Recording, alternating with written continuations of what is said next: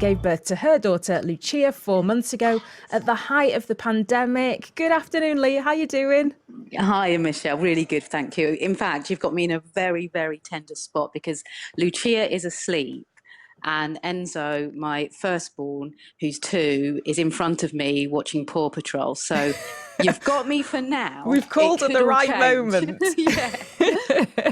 Well, Leah, you're joined alongside Sarah Ledger, Head of Research and Development at charity Baby Lifeline. Good afternoon, Sarah. Good afternoon. Thanks for having me. No problem at all. So, Leah, first of all, I just want to say congratulations on your Thank you. second child. How are you feeling? I have navigated out of the way of kind of that newborn phase, and we're just now, sort of 4 months in, settling. Enzo has adjusted to it. He stopped asking when Lucia is going back to hospital, which is great. And Lucia is making herself known in the household when she wakes us all up in the early hours. So we're doing okay. But many mums will be able to relate to you in terms of giving birth during the pandemic. How different was it from your first child to your second, going through lockdown and having to contend with, access to things that you might not have access to now, rather? Yeah, I mean, it was full of, your third trimester, although it's the second baby, it's still full of anxiety. Getting the hospital bag ready, making sure that there'd be someone to look after Enzo, and then really just sort of thinking about labour and how that might happen and how that will play out.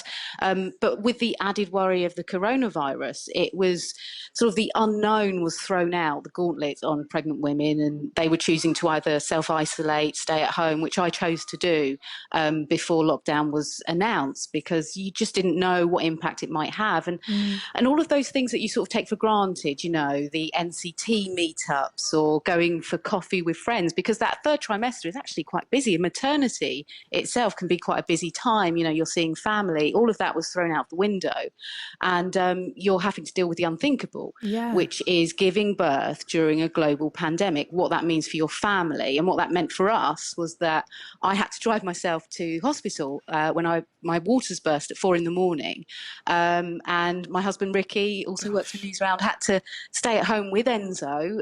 I had to drive myself to hospital. We just got a new car, so I had to lay down a towel on the Oh front my seat, get to gosh. hospital, and then I had to stay there for 48 hours before Lucia decided to make her arrival known to the world. And Leah, what And was that that like for your husband Ricky? Because he's got to be at home. He can't come to the hospital with you. He's letting you drive by yourself whilst you're in labour. I mean, he must have been so stressed as well. it was stressful. It was tricky, but actually, you have to just adjust to the situation that's thrown in front of you, and you're not thinking, "Oh my God, how am I going to make this happen?" You're just thinking, "I have to get to the hospital. There's no other choice." But for Ricky, it was just making sure that Enzo was okay. Texting me. It was hard being apart, because once I was in active labour, he was able to come. My mother-in-law came to look after Enzo. She had been self-isolating, so we'd created that sort of that bubble early on. So we knew that was in place, but he could only spend about an hour and a half with me once active labour had started, and then we had to sort of spend 4 days in hospital, which I think was the hardest part, just being away from family. Yeah. And then once you're on the hospital ward, every midwife, doctor, consultant has to wear masks. And you're just sort of worried about what you might pick up. If you do pick anything up, you're waiting for temperatures to be taken, because you're sort of worried, what's happening. This precious, tiny little baby that is everything to you. You just want to protect them, and you just want to get home. So I remember the first night I was in hospital, there were lots of women around me who were being checked out, people giving birth, being able to check out and go home, and I had to stay there for 4 days without Ricky and without seeing Enzo. So it was really hard. But I think Yeah. once you get through giving birth during a pandemic, then we're having Is that having a Enzo? bit of a. That's Enzo. He's Hi, Enzo.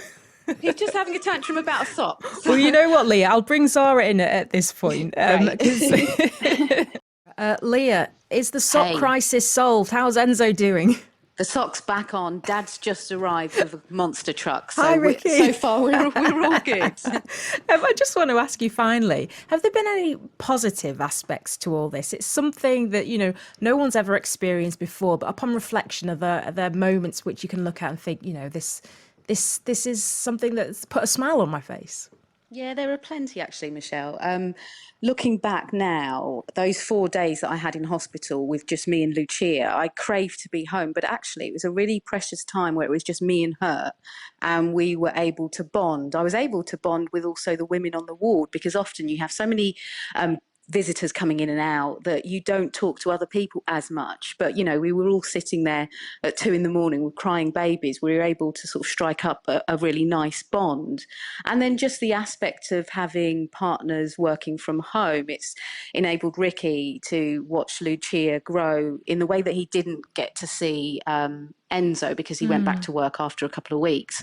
And I'd say it just makes you realise your strength. You don't think you're strong until you give birth during a global pandemic. And when you do, you're pretty strong. And then the final thing is just knowing that there's a real importance around slowing down and silence. And we got home and we didn't have that rush of visitors because we couldn't. But it was a really precious time when the 4 of us got to know Lucia and bed down and just get on with it. So very much in the those moment. things, I was really thankful for. So a time we'll never forget, but we've learned an awful lot from it.